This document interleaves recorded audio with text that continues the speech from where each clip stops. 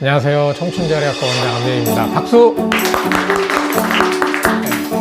지난주에 이어서 성공적인 삶을 사는 법 2, 두 번째에 대해서 말씀을 드리겠습니다.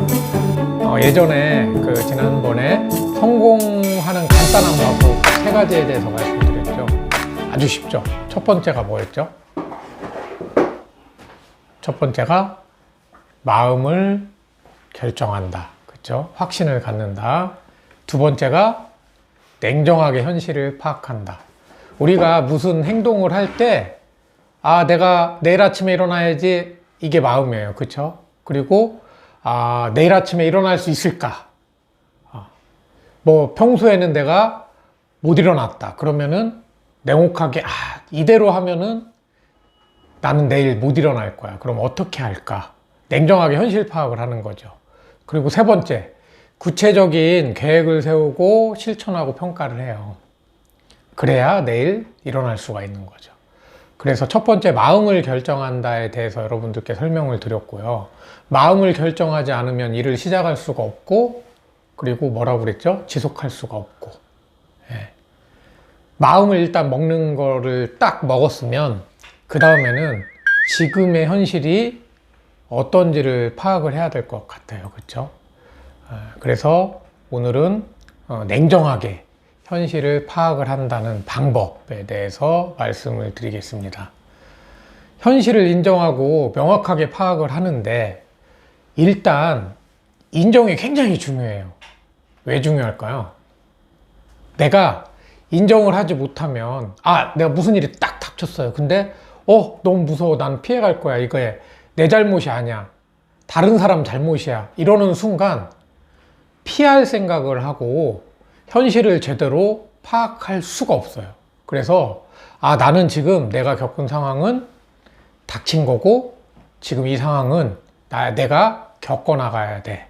이렇게 인정을 해야 되는 거예요. 그리고 너무 피하려고 하면 실제적으로 여러분들 무슨 일이 닥치기 전이 제일 무섭잖아요. 공포가 극대화가 되고 정확한 판단이 절대 불가하고. 그리고 또 하나는 어떤 사람들은 그러한 일에 닥치면 투정을 해요. 나만 왜 이럴까? 다른 사람들은 다 행복한데 나만 왜 이런 일에 빠질까? 근데 실제적으로는 더 불행한 사람들도 많고 내가 모를 뿐이죠. 그쵸? 주변에 겪어보면. 그래서 현실을 명확하게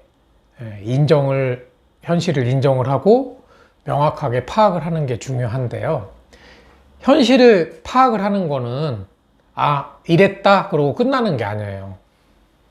이런데 이 상황이 정말로 냉정하게 맞는 것인지에 대한 파악이 필요해요.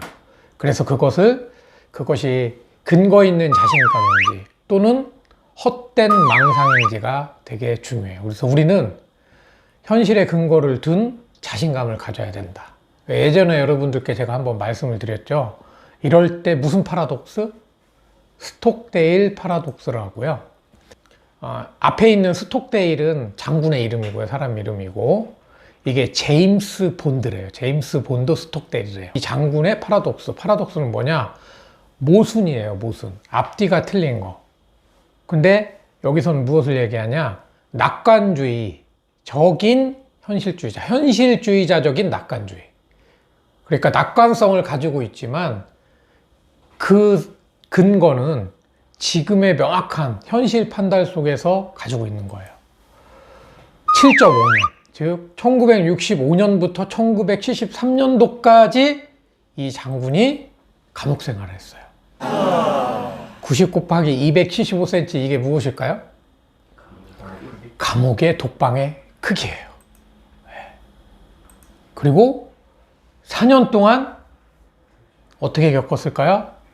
독방에서 지냈어요. 스톡데일 장군이 20여 차례 고문을 받았어요. 7.5년 동안 독방을 4년 동안 쓰면서 20여 차례에 고문을 받았는데도 불구하고 살아남았다는 거예요. 그래서 이 스톡데일 파라독스는 낙관주의자처럼 보이는 현실주의자를 일컫는데요. 바로 여기 옆편에 계신 분이 스톡데일 장군이에요. 이 굿 투 그레이트라는 그 책, 짐 콜린스가 쓴 책에서 이 장군한테 인터뷰를 한 거예요. 뭐라고 했냐?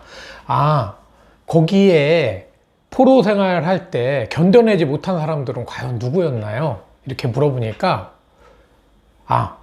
제가 포로 생활을 하다 보니까 불필요하게 상황을 낙관한 사람들이었다고 얘기를 하는 거예요. 그런 사람들은 크리스마스 전에는 나갈 수 있다라고 믿고 있다가 크리스마스가 싹 지나면 시름시름 앓는다는 거예요. 그리고 그 믿음이 이제 좀 약해졌다가 다시 부활절이 지나면 또는 추수감사절이 지나면 우리는 살아날 수 있을 거예요. 그렇게 근거 없는 낙관성만을 가진 사람들이 상실감에 빠져서 결국 죽는 거예요. 그래서 이 장군이 당신이 절대 이룰 수 없는 마침내 이기겠다는 믿음과 그것들이 무엇이든지 지금의 가혹한 그러한 현실을 직시하는 훈련이 필요하다. 그래서 이 두 가지를 절대 헷갈리지 말라. 이런 얘기예요. 그래서 제가 꼭 현실을 직시하는 그러한 훈련을 해야 된다라고 여러분들께 말씀을 드렸어요. 예로 저희 병원을 예로 들고서 제가 오늘 이 말씀을 끝맺으려고 합니다. 코로나 시기에 재활의학과 개원을 하기가 정말로 힘들었어요. 여러분들도 말씀을 드렸죠. 현실 직시했어요. 내원 환자들의 절대적인 숫자가 분명히 감소할 거고 우리는 재활의학과이기 때문에 바이탈을 다루는 과가 아니기 때문에 더 감소할 거다. 그리고 실제적으로 공간은 되게 넓겠지만 2인실 물리치료를 40개, 50개 만들 수 있는 공간임에도 불구하고 다 채울 수 있을까? 40개를 만들면 못 채울 것 같아요. 또 하나 150명을 볼 수는 있겠죠. 그렇지만 보면 뭐가 또 문제예요? 코로나 감염이 또 문제가 돼요. 이런 진퇴양난의 사실들이 있었고 또 하나는 주차장 입구가 굉장히 좁아요. 그렇죠? 그래도 다행히 주차장은 있어요. 이것이 저희 청춘재활의학과가 개원 시기에 닥친 목표예요. 그럼 저는 잘 되겠지 이렇게 하고 시작을 했을까요? 아니죠. 분명히 우리는 성공할 수 있을 거야. 성공할 수 있고 분명히 대책을 많이 세우고 우리는 근거 있게 어떠한 대책을 세우면 될 거라고 생각을 했어요. 그래서 내원 환자들의 절대적인 숫자가 감소하는 것은 개원 초기에는 정말로 어렵겠지만 이 환자분 한 분 한 분한테 우리가 정성스럽게 잘해드리면 시간이 지나가면 입소문으로 극복을 할 수 있겠다. 소위 말해서 맛집이 멀리 있거나 구석진 곳에 있어도 맛집은 맛집이지 않습니까? 그런 식으로 해서 극복을 할 수 있겠다라는 거고 바이탈과가 아는 과기 때문에 더더욱 감소할 거다. 이것도 맞아요. 그렇죠? 내과는 가야 될 곳은 꼭 가니까. 그렇지만 우리는 다른 곳에서 못하는 치료를 좀 해보자. 그리고 양보다는 질 위주의 치료를 한번 해보자. 그렇게 해서 극복을 했고요. 세 번째로는 아까 말씀드렸듯이 2인실 물리치료를 아무리 만들어도 못한다. 그래서 치료 실패들을 줄이자. 이렇게 선택을 했습니다. 그리고 더 넓은 공간을 선택해서 더 환자 간의 사이를 확보를 했고요. 그래서 나온 결론이 이렇게 됐습니다. 그 다음에는 주차장 입구가 너무 좁아요. 그래서 저희가 전화 예약 시 미리 설명을 드리고 병원 문 앞에 바로 이렇게 멘트를 붙여놨습니다. 그러면 이 멘트 하나가 사실은 되게 많은 얘기를 해요. 처음 오시는 분들이. 제가 굉장히 짜증이 났는데 병원 앞에 이런 멘트가 있어서 여기도 노력을 하는구나. 내 이야기를 공감을 하는구나. 이런 얘기들을 많이 하더라고요.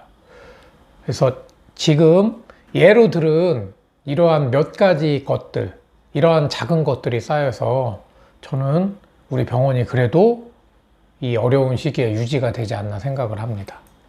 오늘은 냉정하게 현실을 파악한다에 대해서 설명을 드렸는데요. 그러면 여러분, 지금 무엇이 안 되고 있어요. 안 되고 있다. 그러면 처음에 아까 말씀드렸던 대로 무엇을 해야 돼요? 바꾸려는 마음을 먹었는지, 마음을 먹었으면 현실을 제대로 파악을 했는지, 그리고 현실을 파악했음에도 불구하고 구체적인 노력과 변화가 없다면 그거는 절대로 나아질 수가 없는 거죠. 예. 그래서 이 공식을 적용을 함에 있어서 여러분들께서 오늘도 노력하는 것들이 됐으면 좋겠습니다. 이상입니다. 감사합니다.